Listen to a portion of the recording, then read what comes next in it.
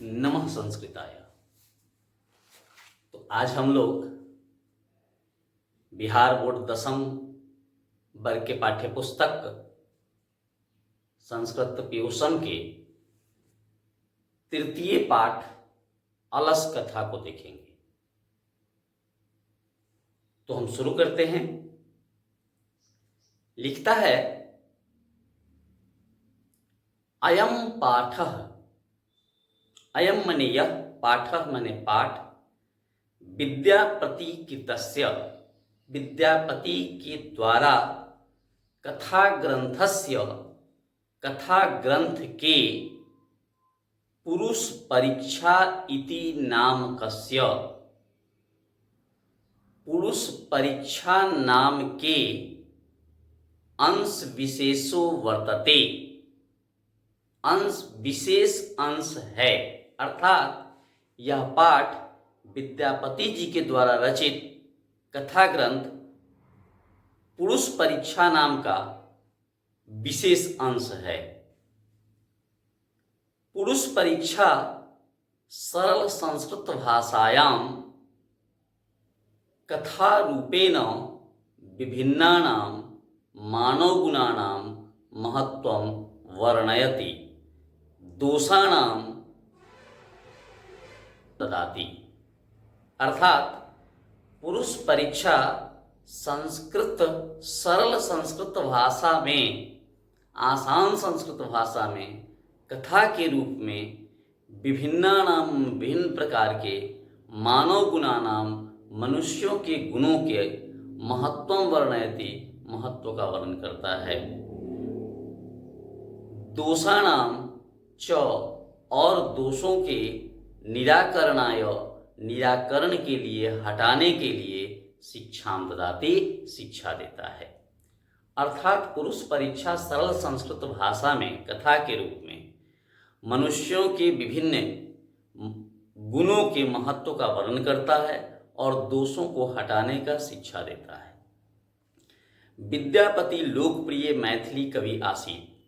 विद्यापति जी लोकप्रिय मैथिल कवि थे। अपि च, और भी, बहुनाम संस्कृत ग्रंथानां, बहुत संस्कृत ग्रंथों का निर्माता अपि विद्यापति आसीत। विद्यापति जी मैथिल कवि तो थे ही लोकप्रिय, लेकिन कहता है कि अपि च, और भी, बहुनाम मने बहुत, संस्कृत ग्रंथानां, संस्कृत ग्रंथों के निर्माता अपि माने निर्माण करने वाले भी विद्यापति आसीत, विद्यापति जी थे।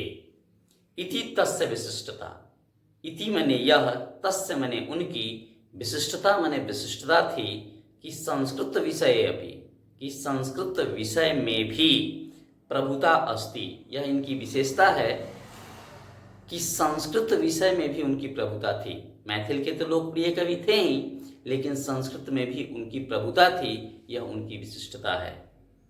प्रस्तुते पाठे, प्रस्तुत पाठ में, आलस्य नामकस्य दोषस्य, आलस्य नाम के दोष का निरूपणे, निरूपण करने में व्यंगात्मिका कथा प्रस्तुता विद्यते।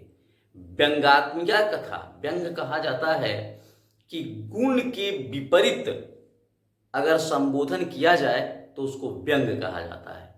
जैसे बहुत कोई कुरूप हो और उसको कोई कहता है कि आप बड़ी मनमोहन हैं, कोई बहुत दुबला पतला है, उसको कह दिया जाए कि आप तो भीमसेन की तरह मोटे हैं, तो इसी को व्यंग कहा जाता है। अर्थात गुण के विपरीत संबोधन जब किया जाए तो उसको व्यंग कहेंगे। तो आलस्य नाम के दोष का यहाँ वर्णन किया गया है, जिसको व्यंगात्मिका कथा के रूप में प्रस्तुत किया गया है। कथा प्रस्तुता विद्यते, प्रस्तुत है। नीतिकारा मने नीतिकार जो हैं, आलस्यम ऋतु रूपम मन्यते। नीतिकार आलस्य को रिपु मने शत्रु, शत्रु के रूप में मानते हैं। नीतिकार यहाँ बताते हैं कि आलस्य जो है यह शत्रु के समान होता है। तो अब हम लोग इस पाठ को देखते हैं। लिखता है, आसीत मिथिलायां वीरेश्वरो नाम मंत्री। अर्थात मिथिलायाम माने मिथिला में वीरेश्वरो मने वीरेश्वर, नाम मने नाम के, मंत्री मने मंत्री, आसीत मने थे। मिथिला में वीरेश्वर नाम के मंत्री थे। स मने वह, च मने और, स्वभावात मने स्वभाव से, दानशील वह स्वभाव से ही दानशील थे। कारुणिकश्च, और कारुणिक का मतलब होता है दयावान, स्वभाव से ही वह दानशील थे और दयावान थे।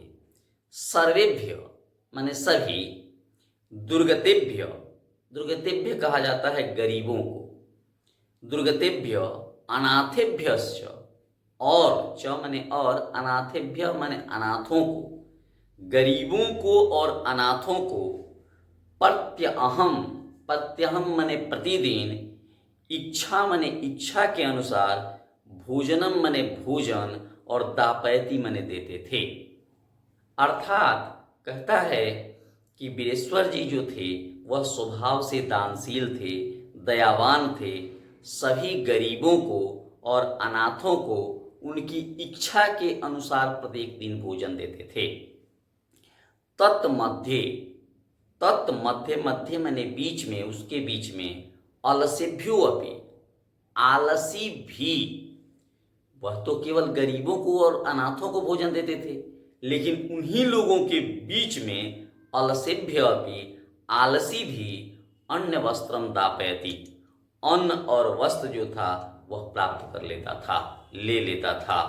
यतः कहा गया है, निर्गतिनाम, निर्गतिनाम माने दुख में रहने वाले को निर्गतिनाम कहते हैं।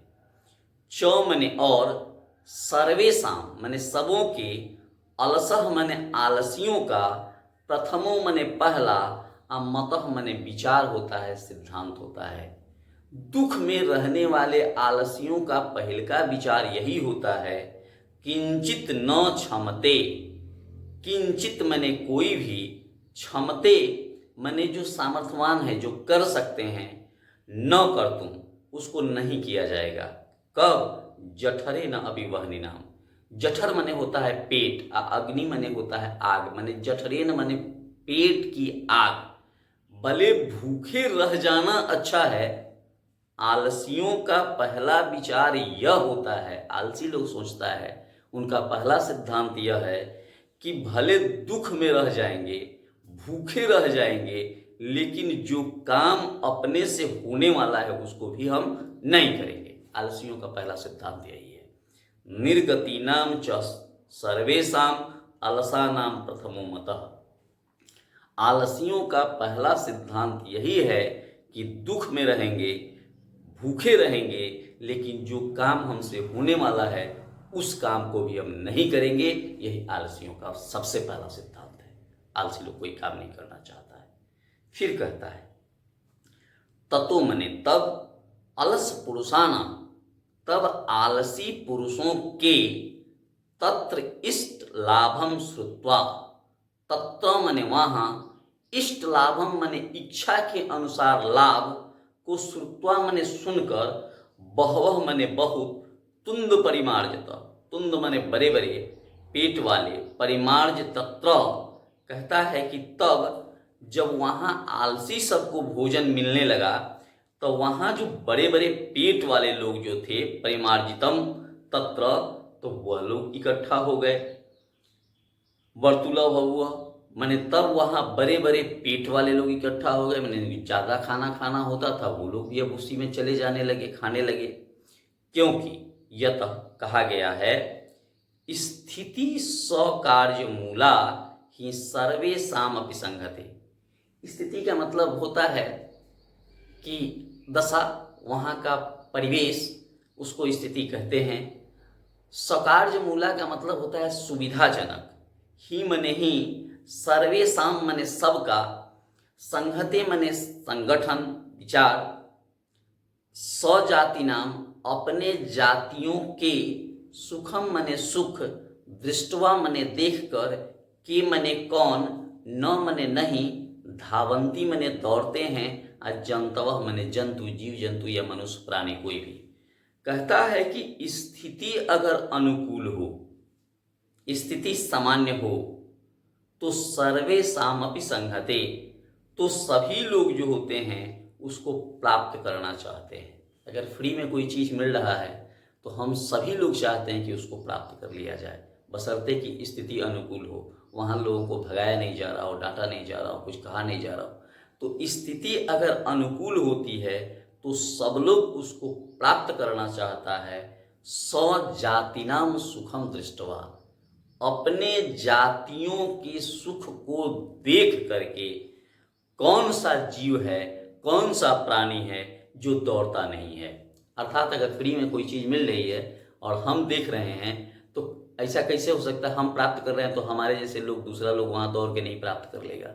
वही यहाँ बताया जा रहा है कि स्थिति अगर अनुकूल हो तो सभी लोग उसे प्राप्त करना चाहते हैं। अपने जातियों के सुख को देखकर से कौन सा प्राणी जो है वहाँ नहीं दौड़ने लगेगा, वहाँ नहीं प्राप्त करने की इच्छा रखेगा। अब देखते हैं पश्चात अलसानाम अपि सुखम दृष्टवा। पश्चात माने बाद में, अलसानाम माने आलसियों के, सुखम दृष्टवा सुख को देखकर, धूर्ता माने धूर्त, अपि कृत्रिम आलस्यम दर्शयित्वा। अब धूर्त सब जो था वह भी कृत्रिम आलस्य, कृत्रिम माने बनावटी, आलस्य माने आलस। अब धूर्तवा सब जो था उस क्षेत्र का, वो सब भी क्या किया कि बनावटी आलस्य, माने हम भी आलसी हैं, हम भी काम नहीं कर सकते हैं। तो धूर्त सब भी दर्शयित्वा भोजनम गृहंती, वह भी भोजन ग्रहण करता था उसमें। तदंतरम इसके बाद में, अलसशालायाम, उस अलसशाला में यानी जहाँ आलसी लोग रहते थे उस अलसशाला में बहुत द्रव्य व्ययम दृष्टवा, अब बहुत धन खर्चा होने लगा। क्योंकि वीरेश्वर जी जो थे वह तो पहले केवल गरीबों को और अनाथों को भोजन देते थे, तब आलसियों को भोजन देने लगे, लोग जाने लगा। इसके बाद बड़े बड़े पेट वाले लोग वहाँ जाकर के भोजन करने लगे। बाद में धूर्त सब जो था वह भी कृत्रिम आलस्य बना करके वहाँ भोजन प्राप्त करने लगा। तो इस प्रकार से अलसशाला में बहुत द्रव्य व्यय होने लगा, बहुत खर्चा होने लगा। दृष्टवा मने देखकर, तत् नियोगी पुरुष, तब कोई वहां संयमी पुरुष जो था, परम आदिष्टित, तब उसने विचार किया कि भाई ऐसा कैसे हो रहा है। यद अक्षम बुद्धया, कहता है कि यत मने तब, अक्षम बुद्धया, बुद्धया करुणया केवल अलसेभ्य अपि स्वामी वस्तु नहीं दापयति। अरे ये तो मेरी जो है अक्षमता है, मेरे स्वामी जो हैं केवल अलसेभ्य, केवल आलसियों के लिए स्वामी जो है वो वस्तु नहीं दापयति, वस्तु देते हैं। तब तो यह मेरी कमजोरी है, मेरा जो है कमी है कि मैं यहाँ हूँ और ये इतने खर्चा हो जा रहे हैं। अर्थात तब क्या करना चाहिए, तब कपटे न अलसापि गृह्णन्ति, कि कपट के द्वारा आलसी लोग ग्रहण कर लेते हैं। इति अस्माकं प्रमाद, तब तो यह मेरा प्रमाद है, मेरा आलस्य है कि मैं यहाँ हूँ और मैं बढ़िया से इसकी व्यवस्था को नहीं देख रहा हूँ, तो यह मेरी कमजोरी है। तब क्या करना चाहिए, भवति यदि भवति, यदि ऐसा होता है, तद अलस पुरुषाणां, तब आलसी पुरुषों का परीक्षाम कुर्मः, तब आलसी पुरुषों का परीक्षा करता हूँ। इति परामर्श्य, ऐसा परामर्श करके, ऐसा विचार करके, प्रसुप्तेषु, सोए हुए अवस्था में, अलसशालायाम, उस अलसशाला में जिसमें आलसी लोग सोए हुए थे, तह नियोगी पुरुषा, वह नियोगी पुरुष के द्वारा वहनी दापयित्वा निरूपमास, उसमें आग लगा दिया जाता है। वहनी माने आग होता है, दापयित्वा निरूपमास, और आग लगा करके उनकी जांच की जाती है। ततो गृहलग्नम प्रबुद्धम अग्नि दृष्टवा, ततो मने तब, गृहलग्नम मने घर में, लग्नम मने लगे हुए, प्रबुद्धम अग्नि प्रबुद्ध आग, भयंकर आग, दृष्टवा मने देखकर, धूर्ता सर्वे पलायिता, जब घर में प्रबुद्ध आग लग गया तो धूर्तवा सब वहां से भाग गया। पश्चात अलसापि पलायिता, बाद में आलसी लोग भी भाग गए। चत्वारः पुरुषा तत्रैव सुप्ताः, चत्वारः मने चार, पुरुषा मने पुरुष, तत्रैव मने वहीं, सुप्ता मने सोए हुए। परस्परम आलपंती, परस्पर मने आपस में, आलपंती मने बात कर रहे थे। सब लोग भाग गया, लेकिन चार गो पुरुष अभी भी उसमें सोए हुए थे और आपस में बातचीत कर रहे थे। एक ने कहा, वस्त्र आवृतम मुखेन उक्तम, वस्त्र आवृतम मने वस्त्र से ढक करके, मुखम मने मुंह को, उक्तम मने कहता है। एगो जो था वह अपने मुंह को वस्त्र से ढक लेता है और ढक करके कहता है, अहो कथम अयम कोलाहलम, अहो मने अरे, कथम अयम कोलाहलम, यह कैसा कोलाहल है, कैसा हल्ला है। द्वितीय न उत्तम, तब दूसरे ने कहा, तर्कयते, तर्क करते हो, यद अस्मिन गृहे अग्नि लग्नो अस्ति, अरे तर्क करते हो, इस घर में आग लगी हुई है। तृतीय न उत्तम, तब तीसरे ने कहा, को अभी, कोई भी, तथा धार्मिको न अस्ति, को अपि मने कोई भी, तथा मने वैसे, धार्मिको मने धार्मिक, न अस्ति कहता है, अरे कोई धार्मिक नहीं है। जह मने जो, इदानी मने इस समय, जलाद्र, जलाद्र मने जल से, आद्र जल से भिगा करके, वासुभी मने वस्त्रों से, कंटवई अस्मान, या कंटवई कहा जाता है चटाई, तो वस्त्र को भिगा करके या चटाई को भिगा करके, अस्मान मने हम लोगों को, अस्मत् का द्वितीय बहुवचन होगा, अहम अवाम वयम माम अवाम अस्मान, तो अस्मान मने हम लोगों को, प्रविनोति मने ढक देता। अरे कोई यहाँ धार्मिक नहीं है जो वस्त्र को या चटाई को भिगा करके हमको ढक देता। चतुर्थे न उत्तम, तब चौथे ने कहा, अये बचाला, अये मने अरे, वाचाल कहते हैं ज्यादा बोलने वाले को। कति वचनानि वक्तुम शक्नुमः, अरे कितनी बात करते हो। तृष्णिम कथम न तिष्ठत, चुप क्यों नहीं रहते हो। चौथा कहता है, अरे कितनी बात करते हो, चुप क्यों नहीं रहते हो। ततः चतुराणाम अपि, तब चारों के भी, तेषामेव परस्परम अलापम, उनके आपस के बातचीत को, श्रुत्वा मने सुनकर, वहनिम च, आग भी, प्रबुद्धम एसाम ऊपरी पतिष्यंतम, आग भी अब इनके ऊपर गिरेगा, दृष्टवा मने देखकर, नियोगी पुरुष, वह नियोगी पुरुष जो थे वहां, बद्ध भय न, उनको यह डर होने लगा कि यह जल के मर जाएंगे। बद्ध भय न, मर जाने के भय से, चत्वारो अपि अलसा, चारों आलसियों को भी, केशवस्य आकृष्य, केश को पकड़ करके, गृहीत्वा मने ग्रहण करके, गृहात मने घर से, बहिर्कृता बाहर किए, पश्चात आलोक्यम, बाद में इनको देख करके, तह नियोगी पुरुष, नियोगी भी पठितम, और बाद में इनको देख करके उस नियोगी के द्वारा ऐसा पढ़ा गया। पतिरेव गति स्त्रीणाम, कहता है कि स्त्रियों का रक्षक पति होता है। अगर पति है तो स्त्रियों की रक्षा हो जाएगी, उनका कल्याण हो जाएगा। गति का मतलब मोक्ष भी होता है, तो स्त्रियों की को मोक्ष भी मिल जाएगा। अगर पति किसी का है तो उस स्त्री का कल्याण हो जाएगा। बाला नाम जननीम गतिम, बाल छोटे बच्चे को कहते हैं, तो छोटे बच्चे अगर जननी माने उसकी माँ है तो छोटे बच्चे का कल्याण हो जाएगा, उसकी रक्षा हो जाएगी। न अलसाम गति कश्चित लोके, लेकिन न अलसाम, आलसियों की नहीं, गति माने गति, कल्याण, रक्षा, कश्चित लोके, लोके माने संसार में, कश्चित माने कोई, लेकिन संसार में जब तक कोई कारुणिकम मिला, कारुणिक माने दयावान जब तक नहीं होगा तब तक आलसियों की रक्षा नहीं होगी, आलसियों का कल्याण नहीं होगा। पश्चातेषु, बाद में, चतुरेषु अलसेषु, चारों आलसियों में, ततो अपि अधिकतरम, ततो अपि अधिकतरम माने पहले जितना दिया जाता था उससे अधिक, वस्तु माने वस्तु, मंत्री माने मंत्री के द्वारा, दपयमास माने दिया जाने लगा। माने अब यह स्पष्ट हो गया कि यह चारों जो हैं वास्तविक आलसी यही हैं। तो पहले जितना उनको वस्तु दिया जाता था उससे ज्यादा वस्तु उनको दिया जाने लगा। तो इस प्रकार से यह पाठ का हिंदी अनुवाद हुआ। अब हम इनके प्रश्नों को देखने का प्रयास करते हैं। तो इसके प्रश्नों को हम देखते हैं। अब जैसा कि आप इस हरित पट पर देख रहे होंगे, मौखिक अभ्यास जो हैं हमारे, पहले हम लोग उसको देख लेते हैं। तो पहला में है अधोलिखितानां प्रश्नानां उत्तराणि वदतः। अधोलिखित प्रश्नों के उत्तर बोलने हैं हमें। लिखता है इयं कथा कस्मात् ग्रंथात् उद्धृतम अस्ति।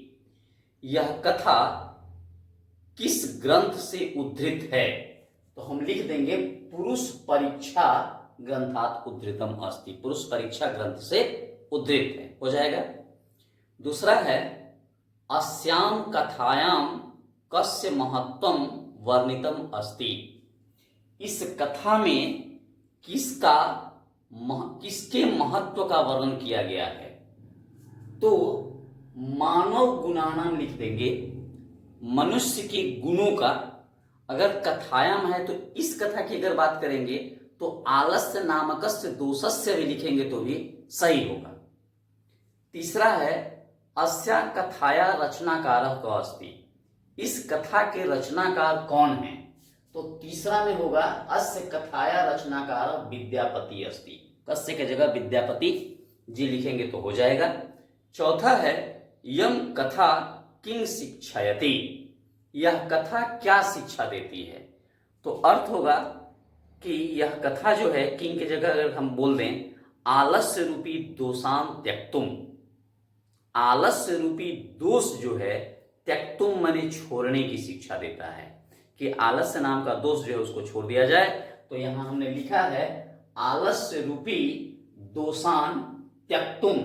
आलस्य रूपी दोष को, दोषान द्वितीया है, दोष को त्यक्तुम माने छोड़ने की। तुमुन प्रत्यय लगा है, तुमुन के लिए अर्थ में लगता है, तो छोड़ने के लिए। चौथा हो गया। पांचवा है विद्यापति क आसीत। विद्यापति कौन थे? तो विद्यापति लोकप्रिय मैथिल कवि आसीत। लोकप्रिय मैथिल कवि थे। लोकप्रिय मैथिली कवि हो जाएगा। अब है हमारा अस्य कथायां कस्य दोषस्य वर्णनम अस्ति। इस कथा में किस दोष का वर्णन है? तो इस कथा में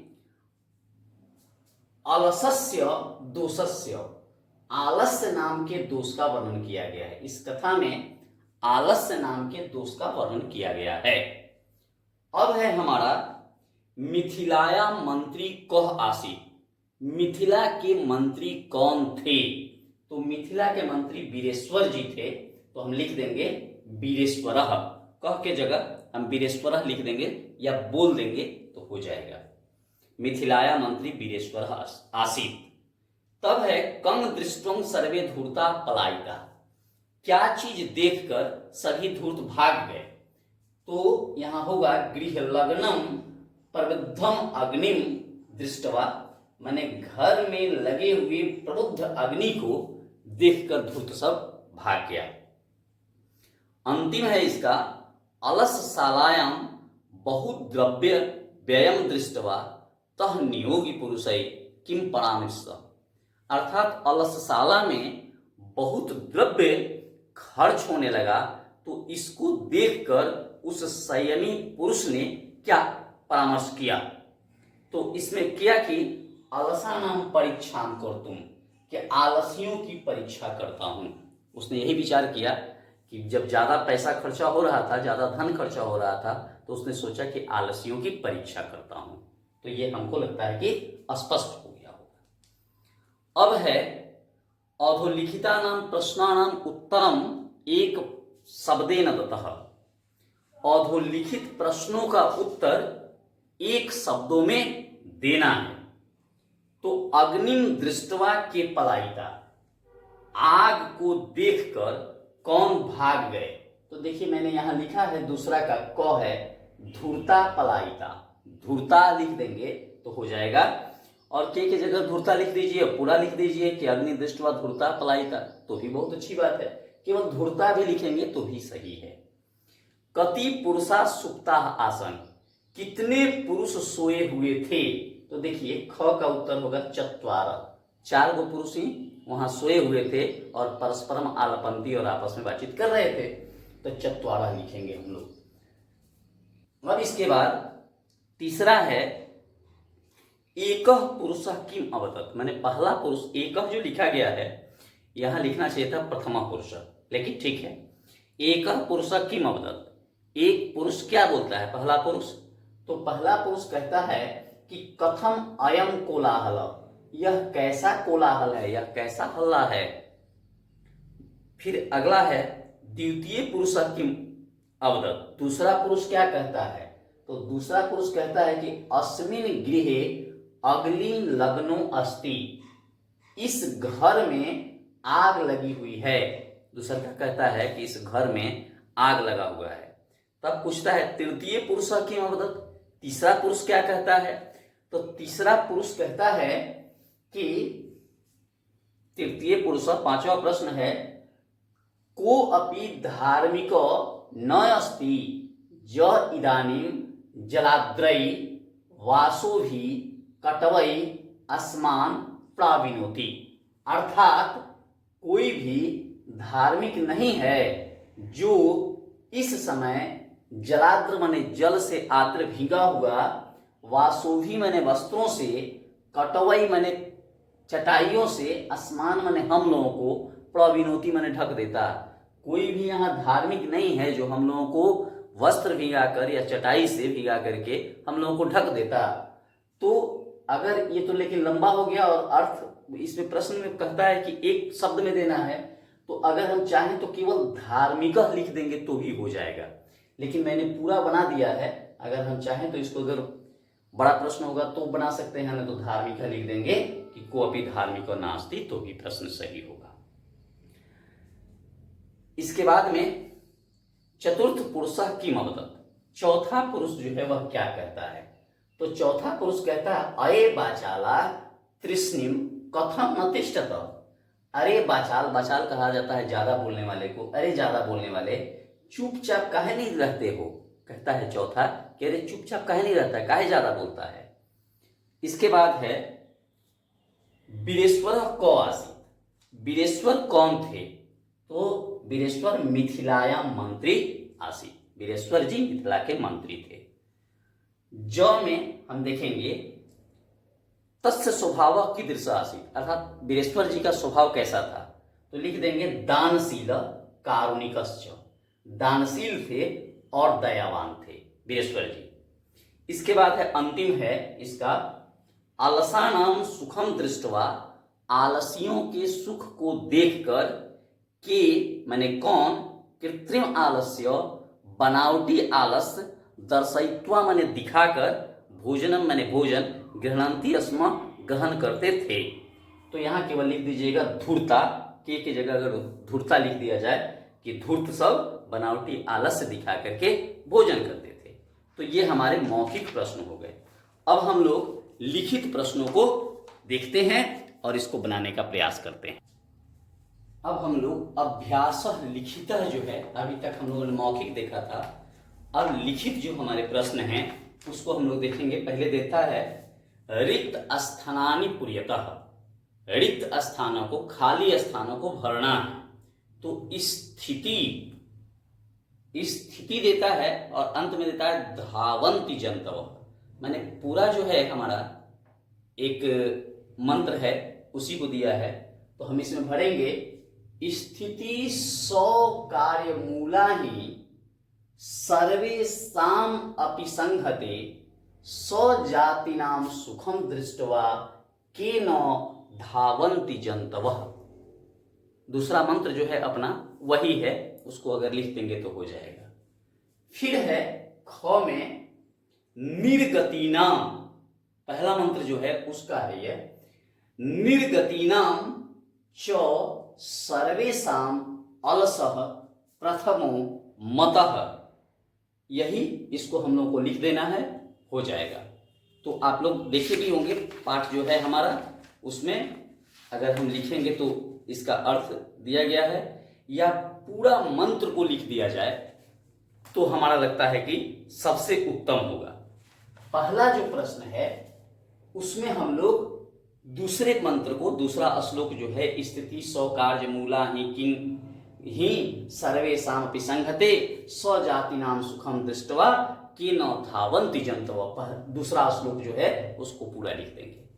और पहला में जो है हम लोग लिख देंगे, निर्गति नाम से शुरू करता है तो निर्गति नाम च सर्वेषाम अलसः प्रथमो मतः किंचित न क्षमते कर्तु जठरे न अपि वह्नि नाम। पहला पूरा श्लोक लिख देंगे तो हो जाएगा।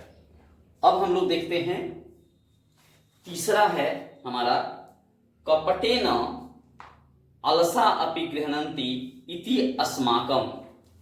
कपट से, छल से आलसी भी ग्रहण कर लेते हैं, यह हमारा आलस्य है। अस्माकम आलस्य, तो यहां हम लोग प्रमाद कहते हैं आलस्य को। तीसरा में हम प्रमाद लिख देंगे। चौथा है विद्यापति लोकप्रिय। विद्यापति लोकप्रिय तो मैथिली कवि, अगर मैथिली कवि लिख देंगे आसीत, मैथिली कवि थे। पांचवा है हमारा नीतिकार आलस्यम। नीतिकार जो हैं वह आलस्य को क्या मानते हैं, तो रिपु मानते हैं। रिपु माने शत्रु होता है, तो रिपु मन्यते, रिपु लिख दीजिएगा हो जाए। अब है छठा, च आसीत मिथिलायाम। मिथिला में थे तो यहां लिखिए वीरेश्वर नाम मंत्री, वीरेश्वर नाम के मंत्री थे। अंतिम है पहला का 6 में, पश्चात अलसानाम सुखम दृष्टवा। बाद में आलसियों के सुख को देखकर धूर्ता अपि, धूर्त भी, कृत्रिम आलस्यम, बनावटी आलस्य, दर्शयित्वा माने दिखाकर, तो यहां लिख देंगे भोज्यम गृह्णन्ति, केवल लिख दीजिएगा भोज्यम गृह्णन्ति माने भोजन ग्रहण कर लेते थे। अब हम लोग दूसरे को देखेंगे, एक पदेन उत्तरतः, एक पद में उत्तर देना है। अलस कथाया कथाकारः कः। अलस कथा के कथाकार कौन है, तो विद्यापति जी हैं, तो हम लोग लिख देंगे विद्यापति है। अगर पूरा लिखना चाहें तो लिखेंगे अलस कथाया कथाकार विद्यापति है। दूसरा है वीरेश्वरो नाम मंत्री कुत्र आसे।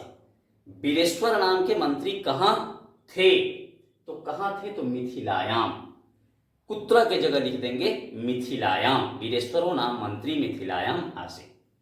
तीसरा है केशाम इष्टलाभम कृत्वा तुंद परिमृजा वर्तनी बभूव। किसके इष्ट लाभ को जान करके बड़े बड़े पेट वाले वहां पहुंचे, इकट्ठा हुए, तो अलस पुरुषानाम, आलसी पुरुषों को जब भोजन मिलने लगा तो बड़े बड़े पेट वाले लोग भी वहां पहुंचने लगे। चौथा है कि कृत्रिम आलस्यम दर्शयित्वा भोजन गृह्णन्ति। कौन बनावटी आलस्य को दिखाकर भोजन ग्रहण करता था, तो हम लोग लिखेंगे धूर्ता। धूर्त शब्द जो था वह बनावटी आलस्य दिखा के भोजन प्राप्त करता था। अंतिम है तत्रैव कति पुरुषाः सुप्ताः।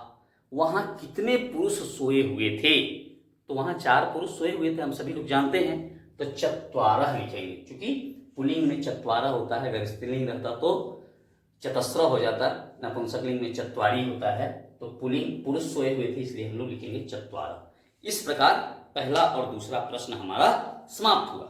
अब हम लोग तीसरे प्रश्न को देखते हैं। तो तीसरा में है पूर्ण वाक्यम वाक्येन उत्तराणि दत्ता, यानी पूरे वाक्य में उत्तर देना है। तो फिर बात वही होगी, पीछे आपको दिखाई दे रहा है, इसमें भी कह किम केभ्य जो है वही प्रश्न है, बाकी सब उत्तर है। तो लिखता है मिथिलायाम कह मंत्री आसी। मिथिला में मंत्री कौन थे, तो कह के जगह लिखेंगे वीरेश्वर। आप पूरा अगर लिखना चाहें तो मिथिलायाम वीरेश्वरो मंत्री आसी हो जाएगा। दूसरा है वीरेश्वरो नाम मंत्री केभ्य स्वरुचि भोजनम दापयति स्म। वीरेश्वर नाम के मंत्री केभ्य माने किसको, स्वरुचि माने अपनी रुचि के अनुसार भोजन देते थे। तो किसको, तो दुर्गतेभ्य अनाथेभ्य, गरीबों को, अनाथों को। यहां लिख देंगे, केभ्य के जगह दोनों लिख देंगे और बाकी सब वही उतार दिया जाता है। भीषण बुभुक्षया अपि कह किमपि कर्तुम न शम्यते। बहुत भूखे होने पर भी कौन, कोई भी कार्य नहीं करता है। बहुत भूखा हो तो भी कोई कार्य नहीं करता है, तो यह आलसी लोग जो होते हैं वो लोग ऐसा करते हैं। तो कह के जगह लिखेंगे अलसः, अर्थात भीषण विवक्षया अपि अलसः किमपि कर्तुम न क्षमते। बहुत भूख लगने पर भी आलसी लोग कोई काम नहीं करते हैं। फिर है घ, धूर्ता किम दृष्ट्वा पलायनम कृतवन्तः। धूर्त सब क्या देखकर वहां से पलायन कर गया, भाग गया। तो गृहलग्नम प्ररुद्धम अग्नि, गृहलग्नम प्ररुद्धम अग्नि, घर में लगी हुई भीषण आग को देख करके धूर्त सब भाग गया। किम के जगह गृहलग्नम लिखेंगे, प्ररुद्ध अग्नि। पांचवा है चत्वारः अलसा कई बहिष्कृता, चारों आलसियों को किसके द्वारा बाहर निकाला गया, तो नियोगी पुरुष, नियोगी पुरुष ने उसको बाहर निकाला, नियोगी पुरुष लिख देंगे, हो जाएगा। इसके बाद है अलसा नाम को शरणतः, आलसियों को कौन शरण देता है, तो आलसियों को कारुणिक लोग जो होते हैं, दयावान लोग जो होते हैं वही शरण देते हैं। तो अलसा नाम कारुणिक शरणतः हो जाएगा। अंतिम है इसका जंतवः केसाम सुखम दृष्ट्वा धावन्ति, जंतु किसके सुख को देखकर दौड़ते हैं, तो स्वजाति नाम सुखम दृष्ट्वा, अपने जातियों के सुख को देख करके सभी लोग दौड़ते हैं। केसाम के जगह स्वजाति नाम सुखम लिख देंगे। अब रहा चौथा प्रश्न हमारा, उदाहरणम अनुसृत्य पद निर्माणम क्रियताम, उदाहरण के अनुसार पद का निर्माण करना है। प्रश्न है आलस जोड़ धैर्यों प्रत्यय लगाया है तो आलस्यम शब्द बनता है। तो उसी प्रकार करुण में धैर्य जब लगेगा तो कारुण्यम बनेगा, बाहुल्य में धैर्य लगेगा तो बाहुल्यम बनेगा, प्रधान में धैर्य लगेगा तो प्रधान्यम बनेगा। उसी प्रकार सरल में धैर्य लगेगा तो सारल्यम होगा, तरुण में लगेगा धैर्य तो तारुण्यम होगा, कठिन में लगेगा तो काठिन्यम होगा, और वात्सल्य में लगेगा धैर्य तो वात्सल्यम होगा। तो इस प्रकार से यह तीसरा और चौथा प्रश्न हमारा हुआ। अब दो प्रश्न और हैं, उसको हम लोग देख लेते हैं। अभी कहता है उदाहरण अनुसृत्य क्रियापदानि लिखित, उदाहरण के अनुसार क्रियापदों को लिखना है। ददाति इत्यस्य प्रेरणार्थके, ददाति इसका प्रेरणार्थक क्या होगा, क्रियापदम भवति, तो ददाति का दापयति होता है। प्रश्न बनाया गया है, हम लोगों को जो बनाना है पश्यति इत्यस्य प्रेरणार्थके, पश्यति का प्रेरणार्थक, पश्यति मैंने देखता है, तो पश्यति का प्रेरणार्थक दर्शयति मैंने दिखाता है। उसी प्रकार करोति का प्रेरणार्थक कारयति करवाता है, खादति का खादयति यानी खिलाता है, पठति है तो पाठयति पढ़ाता है, और गच्छति का गमयति हो जाएगा। यह हुआ हमारा पांचवा प्रश्न। और छठा जो है उदाहरण अनुसृत्य प्रश्न निर्माणम कुरुतः क्रियताम, उदाहरण के अनुसार प्रश्न निर्माण करना है। वीरेश्वरः कारुणिकः मंत्री अस्ति, कारुणिकः जो है हमारा रेखांकित है, यही प्रश्न निर्माण करना है। तो उदाहरण में हमको कीदृश दिया गया है, माने कैसे थे, वीरेश्वर कैसे मंत्री थे, तो कारुणिकः तो कीदृश हो गया। उसी प्रकार पहला है धूर्ता कृत्रिम आलस्यम दर्शयित्वा भोजनम प्राप्तवन्ति, धूर्त बनावटी आलस्य दिखाकर भोजन प्राप्त करते थे, तो भोजन की जगह किम लिख देंगे तो क्या प्राप्त करते थे हो जाएगा। निर्गतिनाम प्रथमः अलसा अस्ति, गरीबों का, दीन दुखियों का जो स्थिति होता है पहला क्या है तो अलसा होगा। तो अलस यहाँ लिखा है, तो अलस चूंकि प्रथमा एक वचन है इसलिए प्रथमा एक वचन में हम कह लिख देंगे तो दूसरे का उत्तर हो जाएगा ख का। तीसरा जो है हमारा अलसः जठरेणापि वह्निनाम किमपि कर्तुम न क्षमते, फिर अलस है तो प्रथमा एक वचन ही है इसलिए फिर क ही होगा, कह जठरेणापि वह्निनाम। चौथा है नियोगी पुरुषा अलसशालायां वह्नि दापयित्वा निरक्मास, माने नियोगी पुरुष अलसशाला में आग जला करके वहां से निकल गए। तो कहाँ, तो कुतः लिख दीजिएगा, कहाँ आग लगा करके, तो कुतः हो जाएगा। पांचवा है स्त्रीणाम गति पतिरेव, स्त्रियों की गति षष्ठी विभक्ति है तो कासाम, स्त्रीलिंग में कासाम होता है, कासाम लिखेंगे षष्ठी बहुवचन हो जाएगा। 6 में है बालानाम गतिम, बालानाम यह भी षष्ठी है तो षष्ठी है तो इसलिए यहाँ केसाम हो जाएगा। कासु भी लिखा जा सकता है लेकिन केसाम ज्यादा अच्छा हो। और अंतिम जो है कारुणिकम अलसा नाम गति, तो अलसा नाम फिर षष्ठी बहुवचन है इसलिए केसाम ही होगा। तो इस प्रकार से हम लोग अपने पाठ्य पुस्तक अलस कथा को देखा इसके हिंदी अनुवाद को देखा, इसके प्रश्नोत्तरों को देखा।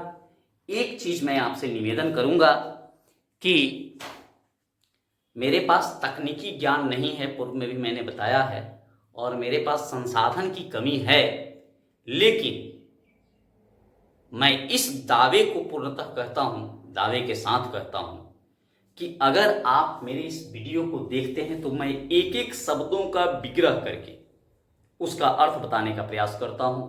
आपके जो प्रश्नों के उत्तर मैंने बताए हैं, पूर्णतः 100% सही प्रश्नों का उत्तर मैंने बताया है। तो थोड़ी असुविधा भी हो तो भी अगर आप लोग इसको देखेंगे तो हमें पूरा विश्वास है कि ज़्यादा आपको फायदा होगा। इसी के साथ फिर हम लोग मिलते हैं अगले वीडियो में। तब तक के लिए नमो नमः, धन्यवाद।